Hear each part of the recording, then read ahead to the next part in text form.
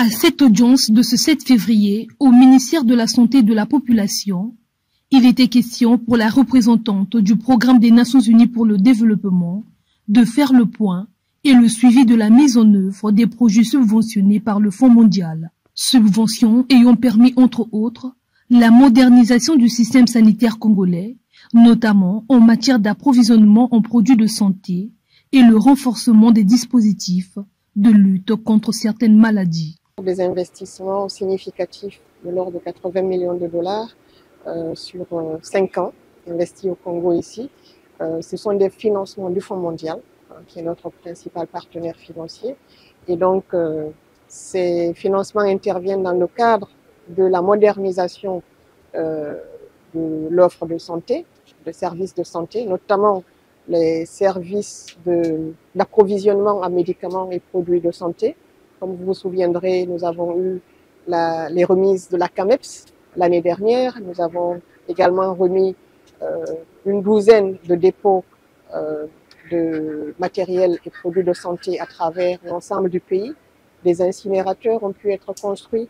Je signale également en passant que le Congo a pu être doté en laboratoire P3, qui sont des laboratoires de dépistage modernes de la tuberculose multirésistante. On parle de plusieurs milliers de personnes qui ont pu être mises sous traitement, des acteurs de la santé de premier plan qui ont pu être formés et équipés en matériaux aussi bien informatiques qu'en matériaux roulants.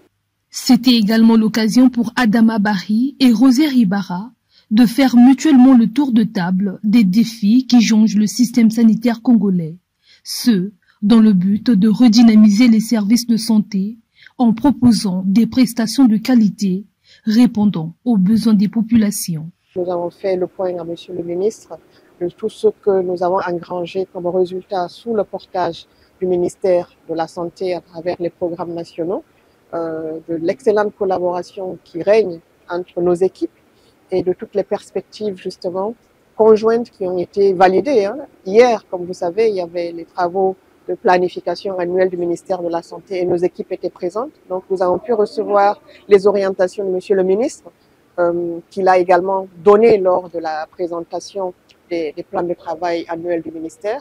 Nous avons pu les recevoir et voir avec lui quelles sont les étapes immédiates d'opérationnalisation de cette vision qui est la sienne à travers de la remise des différentes infrastructures qui sont déjà prêtes, mais également des équipements pour pouvoir permettre aux services de santé d'être plus opérationnels sur le terrain à côté des populations. L'objectif commun de cette année pour ces deux entités est de toucher un large public dont la vulgarisation des mesures préventives mais aussi curatives des maladies endémiques, épidémiques et bien d'autres.